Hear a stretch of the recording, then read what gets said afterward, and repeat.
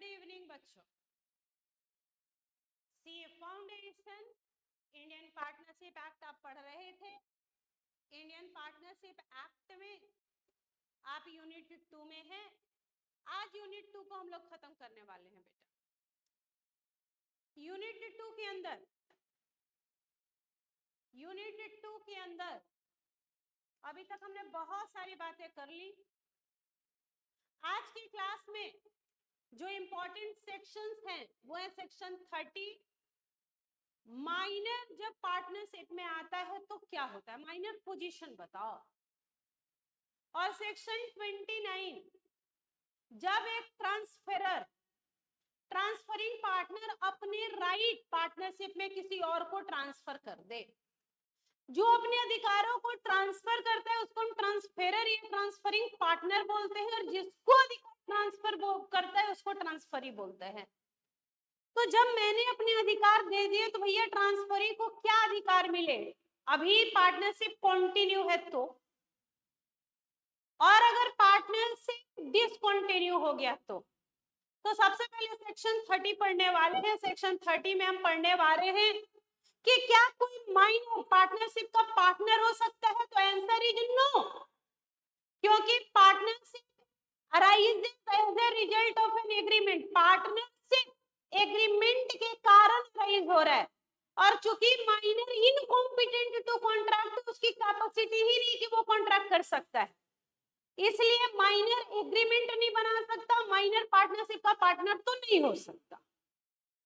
हाँ, ये हो सकता है कि minor can be admitted into the benefit of partnership as a beneficiary with the consent of all other partners. अगर सारे पार्टनर्स का कंसेंट हो तो आप किसी माइनर को एज अ बेनिफिशियरी बेनिफिट के लिए ऐड कर सकते हैं, लेकिन वो कभी भी पार्टनरशिप का पार्टनर नहीं होगा, वो बेनिफिशियरी होगा। अब सवाल यहाँ पे है कि what are the liabilities. Liabilities बताओ भैया, माइनर के क्या क्या लायबिलिटीज है और माइनर के क्या क्या राइट हैं। तो माइनर के राइट है और माइनर की लायबिलिटी है। तो पहले माइनर के राइट्स क्या क्या है, माइनर के क्या क्या राइट्स हैं, और फिर देखेंगे लायबिलिटी। तो पहले देखते हैं राइट। राइट में इन्होंने कहा कि a minor partner has a right to his agreed share of profit of the property of the firm। Firm की जो प्रॉपर्टी उसमें उसका जो अग्रीड शेयर है कि उसको 1/4 1/3 50%, क्या उसका अग्रीड शेयर है वो उसको मिलेगा, ये उसका अधिकार है। दूसरा अधिकार, he can have access to inspect and copy the accounts। Accounts को देख सकता है, एक्सेस कर सकता है, कॉपी मांग सकता है। He can sue the partner for accounts or for payment of his share only when severing his connection with the firm। जब वो अपना कनेक्शन तोड़ के जा रहा है, फर्म छोड़ के जा रहा है, तो अपने शेयर को डिमांड करे, भाई मेरा शेयर तो मुझे जो मिलेगा। और अगर पार्टनर नहीं देते तो उनपे केस कर सकता है, लेकिन केस कब होगा, जब वो पार्टनरशिप छोड़ के जा रहा है, रिश्ता तोड़ के जा रहा है बेटा। Right to become a partner within 6 months from date of attaining majority or when he comes to know whichever is later। जिस दिन उसको पता चला कि वो पार्टनर था और जिस दिन वो मेजर हुआ, मेजर होने से 6 मंथ, whichever is later, दोनों में जो घटना बाद में घटेगी वहां वो अपना जो है चूज कर सकता है कि वो पार्टनर बनेगा कि नहीं बने। तो ये उसके राइट थे। अब आते हैं बेटा उसकी लायबिलिटी में। लायबिलिटी में बोल रहे हैं कि बिफोर अटेनिंग मेजॉरिटी, जिस समय वो मेजर नहीं हुआ था तो उसकी लायबिलिटी बताओ, और आफ्टर अटेनिंग मेजॉरिटी जब वो मेजर हो गया तो लायबिलिटी बता। तो बिफोर अटेनिंग मेजॉरिटी, जिस समय वो मेजर नहीं हुआ था उस समय उसकी लायबिलिटी थी, माइनर है no personal liability for the date of the firm incurred. उसकी कोई पर्सनल लायबिलिटी नहीं थी जिस समय वो मेजर नहीं बना था। दूसरा, माइनर की लायबिलिटी केवल उतनी ही थी जितना उसका शेयर था इन दी प्रॉफिट एंड प्रॉपर्टी, और माइनर को आप डिक्लेयर नहीं कर सकते हैं इंसॉल्वेंट, लेकिन अगर फर्म इंसॉल्वेंट हुआ तो उसके जो शेयर हैं वो ऑफिशियल रिसीवर के पास ऑफिशियल असाइनी के पास चले जाएंगे। आफ्टर रिटेनिंग मेजॉरिटी बोले तो after retaining majority when he act to become a partner, जब उसने इलेक्ट कर लिया कि मैं पार्टनर बनूंगा तो लायबिलिटी क्या होगी, when he elect not to become, और जब उसने इलेक्ट किया कि नहीं बनेगा पार्टनर तो उसकी लायबिलिटी बताओ। तो जब उसने बेटा इलेक्ट किया कि भाई अब तो मैं मेजर हो चुका हूं, अब मैं पार्टनर बनूंगा, तो उसकी लायबिलिटी होगी he become personally liable to third party for the all act of the firm since he was admitted to the benefit। भैया जिस अगर आप बोल दिए कि मैं रहूंगा तो जिस दिन एडमिट हुए वहां से आपकी भी पर्सनल लायबिलिटी हो जाएगी लाइक एनी अदर पार्टनर। दूसरा ही जो share in the property and profit remained, लेकिन आपका जो शेयर था प्रॉफिट में प्रॉपर्टी में वो सेम रहेगा। और अगर उसने इलेक्ट किया not to become a partner, नहीं बनेंगे तो his share his right and liabilities continue to be those of a minor up to the date of giving public, जब तक पब्लिक ने नोटिस नहीं दिए हैं जो आपके राइट लायबिलिटी थे वो रहेंगे। His share shall not be liable for any act of the firm done after the date of notice। जिस दिन पब्लिक नोटिस दे दी और बोले नहीं बनेंगे तो उसके बाद जो भी लायबिलिटी फर्म की अराइज होती है उसके लिए हम बिल्कुल भी रिस्पॉन्सिबल नहीं होंगे। His share shall be entitled to sue the partner for his share। भाई वो he shall be entitled, अपने उसको जो शेयर मिलना चाहिए अगर नहीं दे रहे हैं जो पार्टनर उन पे केस कर सकते। तो ये राइट और लायबिलिटी थी।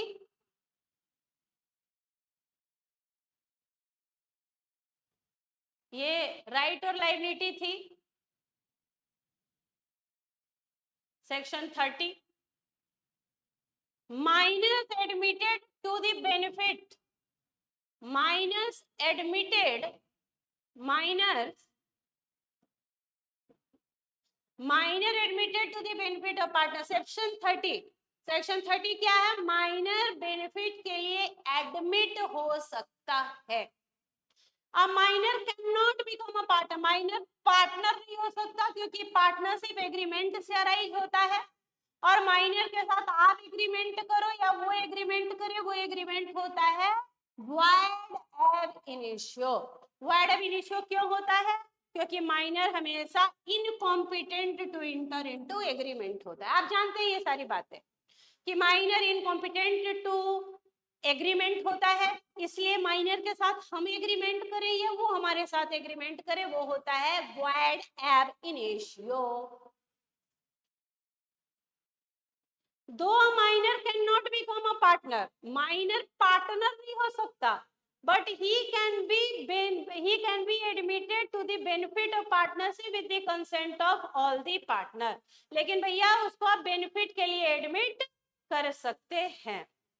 राइट लायबिलिटी अभी तक हमने पढ़ा भी है, जो डायग्राम आपने देखा था कि राइट हमने देखा और लायबिलिटी वो आपने पढ़ लिया। तो ये अगर आप याद कर लेते हैं बेटा राइट लायबिलिटी तो आपका 7 मार्क्स का ये क्वेश्चन कंप्लीट होता है। माइनर का पोजीशन बताइए तो बता दीजिए कि minor can not be a partner in partnership but he can be admitted to the benefit of partnership with the consent of all the partner as a beneficiary। उसके बाद उसके राइट और लायबिलिटी बता दीजिए। अब सेक्शन 29 पढ़िए और उसके बाद हम लोग पढ़ेंगे कॉन्सिक्वेंस। पार्टनर आया तो गया तो इंसॉल्वेंट हुआ तो मर गया तो छोड़ के चला गया तो, और इस तरीके से हमारा unit 2 will be completed.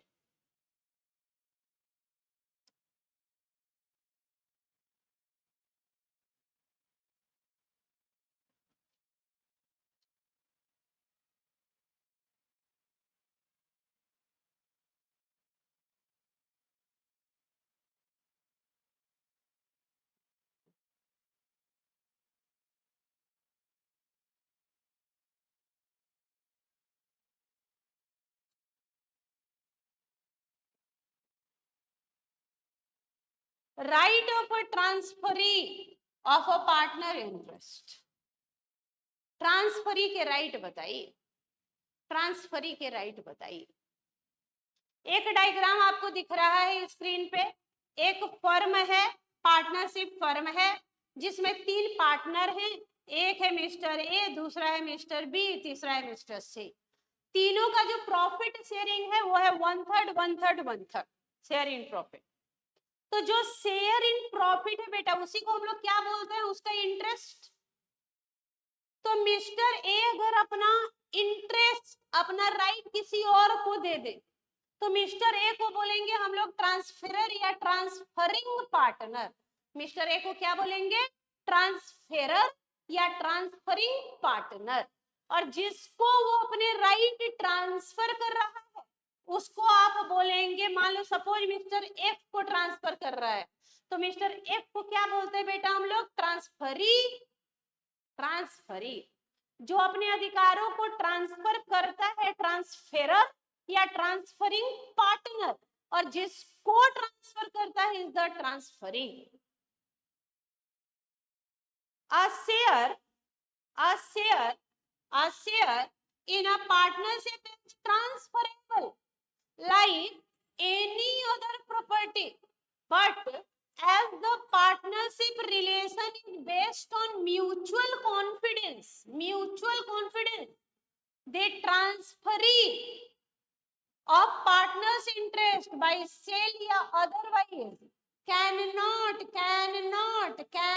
enjoy the same right and privileges as the original partner। बात सही भी है। मान लो बेटा हमने पार्टनरशिप बनाया, ए बी और सी है, हम तीनों के बीच में जो म्यूचुअल कॉन्फिडेंस है, जो म्यूचुअल फेथ है, जो म्यूचुअल ट्रस्ट है वो अलग है।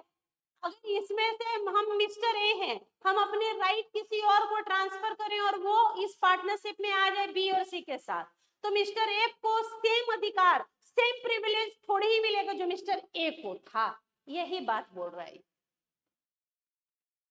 Right of such a transferee are as follows. तो ट्रांसफरी के अधिकार बताओ।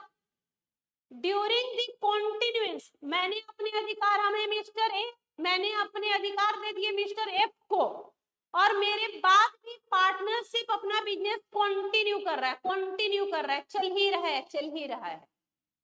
तो during the continuance of partnership transferee is not entitle. अगर पार्टनरशिप कंटिन्यू है तो ट्रांसफरी इज नॉट इंटाइटल। किस चीज के लिए इंटाइटल नहीं है बेटा, to interfere with the conduct. जो बिजनेस का कंडक्ट है, अफेयर है, उसमें वो इंटरफेयर नहीं कर सकता। टू रिक्वायर अकाउंट और टू इंस्पेक्ट बुक्स को इंस्पेक्ट नहीं कर सकता, अकाउंट मांग नहीं सकता। He is only entitled to receive share of profit of transferring partner and he is bound to accept the profit as agreed by the partner. He cannot challenge the account. आप interfere नहीं कर सकते conduct में, accounts मांग नहीं सकते, book inspect नहीं कर सकते। हाँ, जो ट्रांसफरिंग पार्टनर का ट्रांसफेरर का सेम था, प्रॉफिट शेयरिंग थी, वो आपको मिलेगा। अब उसके लिए आप बुक्स ऑफ अकाउंट्स को चैलेंज नहीं कर सकते हैं। He is only entitled to receive share of profit of transferring partner and he is bound to accept profit as agreed। जो अग्री किए थे कि 1/4 1/3 जो भी प्रॉफिट का अग्रीमेंट था उतने के लिए आपको मिलेगा, लेकिन you can not challenge the account. आप अकाउंट चैलेंज नहीं कर सकते।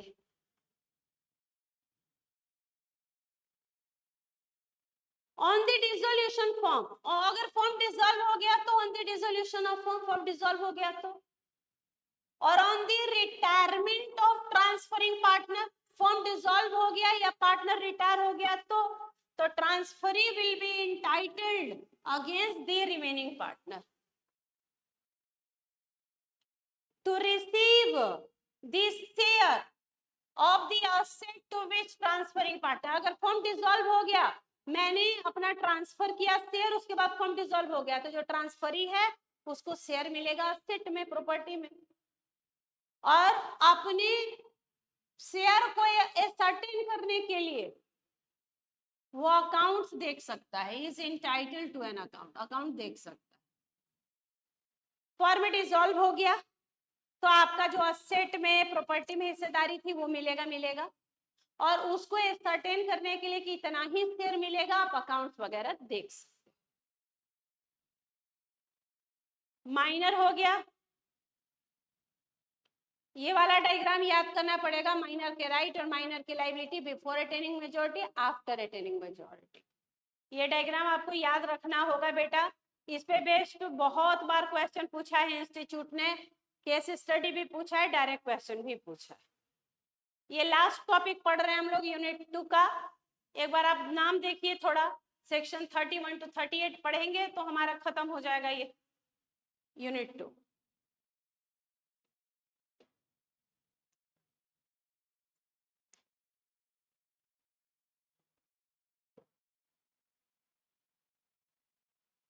Consequences of partners coming in and going out, partner के आने जाने का क्या परिणाम होगा बेटा, कॉन्सिक्वेंसेस क्या होगा, पार्टनर आए तो जाए तो, मतलब एडमिशन हो तो, रिटायरमेंट हो तो, एक्सपल्सन हो तो, आउटगोइंग हो तो, डेथ हो तो, इंसॉल्वेंसी हो तो, कॉन्ट्रीइंग गारंटी को रिवोक करे तो।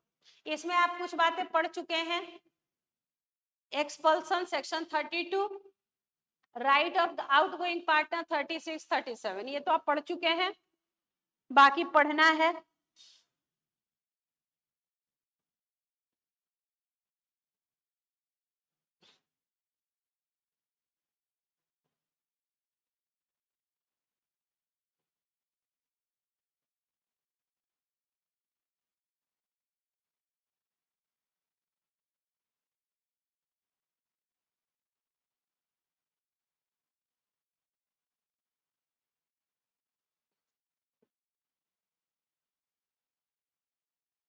कॉन्सिक्वेंसेस, पार्टनर आए जाए तो, पार्टनर अगर आएंगे या छोड़ के जाएंगे तो क्या हो जाएगा, रिकॉन्स्टिट्यूशन हो जाएगा फॉर्म का।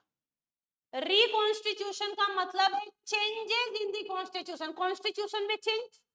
पहले 3 पार्टनर थे बेटा, ए बी और सी, अगर कोई आएगा जाएगा मर जाएगा पागल दिवालिया हो जाएगा निकाल दिया जाएगा छोड़ के चला जाएगा तो कॉन्स्टिट्यूशन तो चेंज हो जाएगा ना बेटा, उसी को बोलते हैं रिकॉन्स्टिट्यूशन, फिर से चेंज होना, रिकॉन्स्टिट्यूशन, चेंज इन कॉन्स्टिट्यूशन।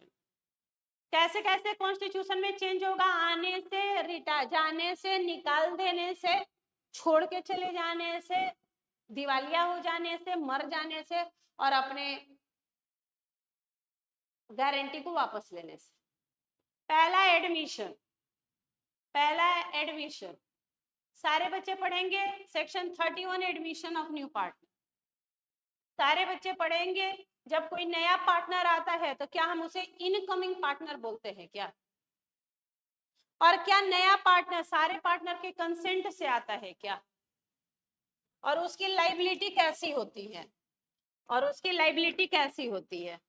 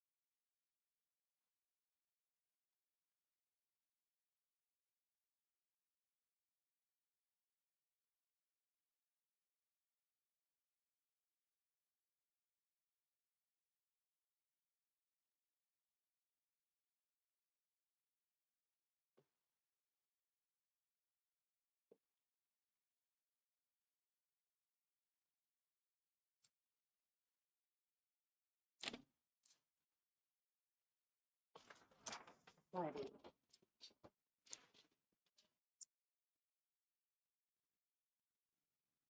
लिया आपने? Admission of new partner, a newly admitted partner is known as incoming. नया पार्टनर आ रहा है, incoming. New partner can be admitted into existing firm with the consent of all the partner। नया partner जब आएगा partnership में तो सारे पार्टनर का कंसेंट चाहिए होगा, या जो पार्टनरशिप एग्रीमेंट में लिखा हो। लाइबिलिटी बताओ बेटा, लाइबिलिटी क्या है उसकी? लाइबिलिटी बताओ। Liability for the act of the firm done before admission, बोला आने से पहले कोई लाइबिलिटी नहीं। he is not entitled for past debt।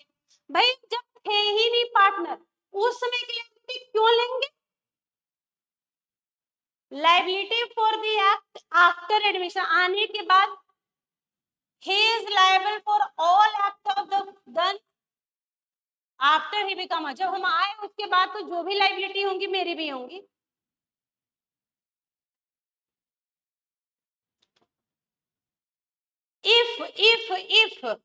if incoming partner agrees to bear the past liability, भाई हम आज और हम 2 साल पुरानी लाइबिलिटी लेंगे तो पार्टनर्स तो बल्ले बल्ले करेंगे, भाई ले लो, पागल कहां से आया, बोल रहा पुरानी लाइबिलिटी भी लेंगे, ले ले भाई, ले ले भाई।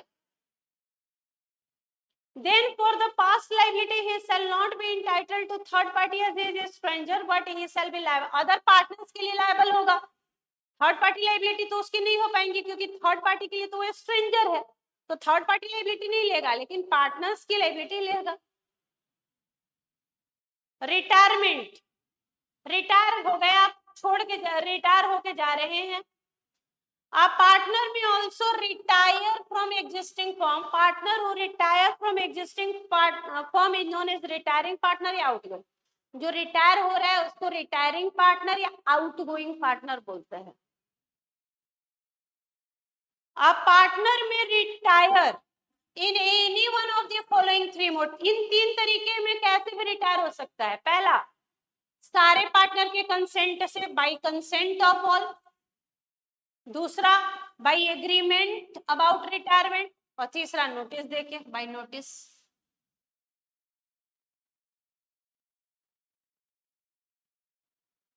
Retirement of a partner from a firm does not dissolve it unless firm has only 2 partner. एक पार्टनर रिटायर हो रहा है तो फर्म डिसॉल्व नहीं होगा। एक ही केस में फर्म डिसॉल्व होगा, 2 ही पार्टनर है, एक रिटायर हो गया तो एक से कैसे चलाएंगे, तो डिसॉल्व होगा। अदरवाइज रिटायरमेंट से फर्म का डिसोल्यूशन नहीं होता। मान लो 5 पार्टनर है, एक रिटायर हो गया तो क्या फर्म डिसॉल्व होगा? नहीं, अनलेस एंड अदरवाइज अग्रीड।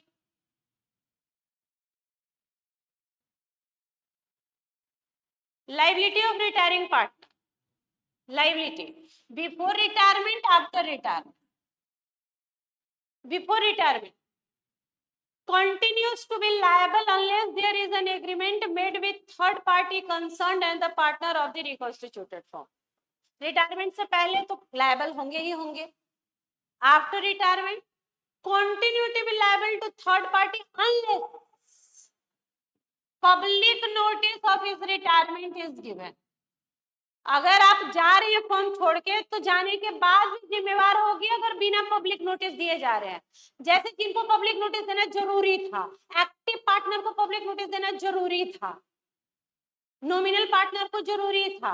अगर आप स्लीपिंग है तो तुमको कोई जानता नहीं है, तुम्हारे जाने नहीं जाने का किसी को फर्क नहीं पड़ रहा है, तो आपको पब्लिक नोटिस देने का दरकार नहीं है।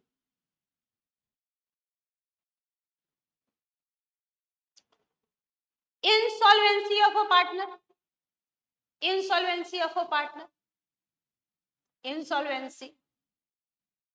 The partner declared an insolvent, he ceases to be a partner on the date on which order, ये डेट नहीं होगा, ये डेट है, the date on which order of adjudication, जिस दिन ऑर्डर आया उसी दिन से वह पार्टनर नहीं है।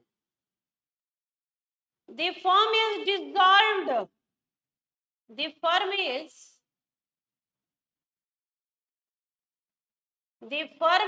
dissolved on the date of order। जिस दिन इंसॉल्वेंसी का ऑर्डर आया उसी दिन से फर्म डिसॉल्व है, अनलेस कॉन्ट्रैक्ट स्पेसिफाई। अगर जब तक कि कॉन्ट्रैक्ट में लिखा हुआ है कि ऑर्डर आने के बाद भी चलता रहेगा तो चलता रहेगा। A state of insolvent partner is not liable for any act after the date of order. जिस दिन इंसॉल्वेंसी का ऑर्डर आया उसके बाद वो रिस्पॉन्सिबल नहीं है।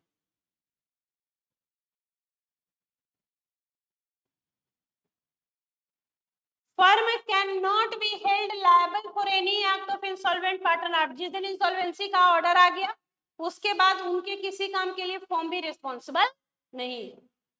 No public notice, public notice देने की जरूरत भी नहीं है क्योंकि ऑर्डर अपने आप में क्या है, पब्लिक नोटिस। डेथ हो जाए तो the firm is automatically dissolved on the death. Partner के मर जाने पे फर्म ऑटोमेटिकली डिसॉल्व होता है। However, the partner may specifically provide in their agreement that firm shall। अगर हमने पार्टनरशिप एग्रीमेंट में स्पेसिफिकली लिख दिया कि मर जाने के बाद भी हम फर्म डिसॉल्व नहीं करेंगे तब तो नहीं करेंगे। अदरवाइज किसी पार्टनर के मरने पे फर्म ऑटोमेटिकली डिसॉल्व हो जाएगा। Where a firm is not dissolved by the death, a state of deceased is not liable for any act which are done after। हम मर गए, मेरे मरने के बाद के लिए हम कोई भी लाइबिलिटी नहीं लेंगे। पब्लिक नोटिस भी देना नहीं है क्योंकि जब मरे थे तो शोक संदेश तो गया था, पब्लिक नोट को तो पता ही था कि हम मर चुके हैं।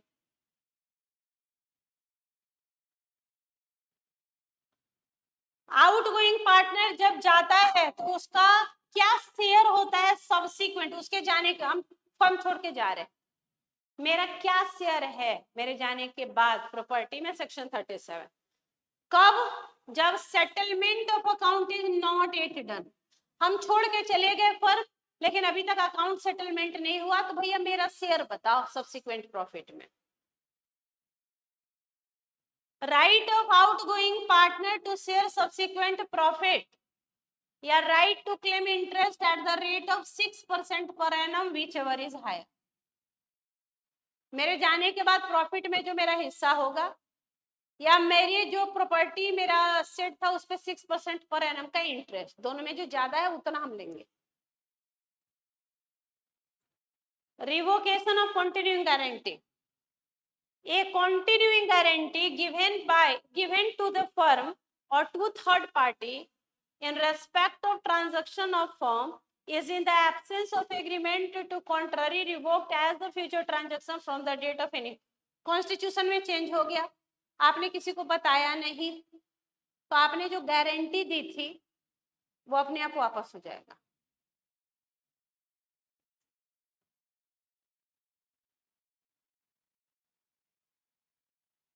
इस यूनिट से इतने सेक्शन आपको याद करने पड़ेंगे, इंपॉर्टेंट सेक्शन। इन डाकियस स्टडी के लिए यूनिट 2 से इतने इंपॉर्टेंट क्वेश्चन बनते हैं। क्या क्या बनते हैं देखिए जरा।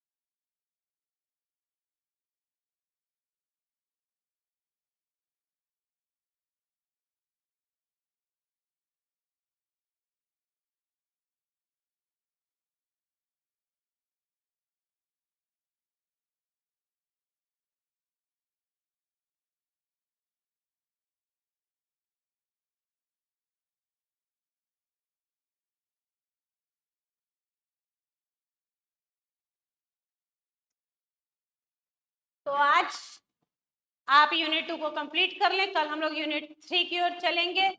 यूनिट 3 को करने में मैक्सिमम 2 दिन का, मतलब इस वीक में पार्टनरशिप खत्म। तो हमारा Indian regulatory framework complete, LLP complete, companies complete, partnership complete. Morning के टाइम में 10 बजे स्टार्ट करने जा रहे हैं, 10 बजे से मॉर्निंग में स्टार्ट करेंगे, और नहीं तो 12 बजे से। मॉर्निंग में 11 से 12 इंटर की क्लास है और 12 से एक फाउंडेशन की क्लास है। तो मॉर्निंग में 12 बजे से आपका चलेगा इंडियन कॉन्ट्रैक्ट एक्ट, और इधर कोई दूसरा एक्ट शुरू कर लेंगे हम लोग। तो चलिए पहले पार्टनरशिप को फिनिश करते हैं, और उसके बाद हमारा नेगोशिएबल इंस्ट्रूमेंट बचता है इधर, और सेल्स बचेगा, और इंडियन पार्टनरशिप मॉर्निंग में स्टार्ट कर लेंगे तो हम कंप्लीट कर लेंगे अपना सिलेबस फॉर जनवरी। हम लोगों का टारगेट क्या है, 30 नवंबर तक आपका सिलेबस वाइंड अप कर देंगे हम रिवीजन करा के। तो चलिए, अगर आपको ये हैंड रिटन नोट चाहिए होगा तो मुझे आप मैसेज कीजिएगा, हाई का व्हाट्सएप पे मेरे 7291010463 पे, और मेरा अपना यूट्यूब चैनल भी है सहज सीए बाय सीए आरती मैम के नाम से, आप सर्च करेंगे तो आप उस चैनल को भी सब्सक्राइब करें। वहाँ शॉर्ट वीडियो वगैरह हम डालते हैं लॉ का, जो इंफॉर्मेटिव होते हैं, आपके लिए जरूरी हैं, नोटिफिकेशंस वगैरह। तो चलिए तब तक शुभ रात्रि, बने रहें, स्वस्थ रहें, व्यस्त रहें, मस्त रहें। Thank you very much. कल फिर मुलाकात होगी आपसे 8 बजे।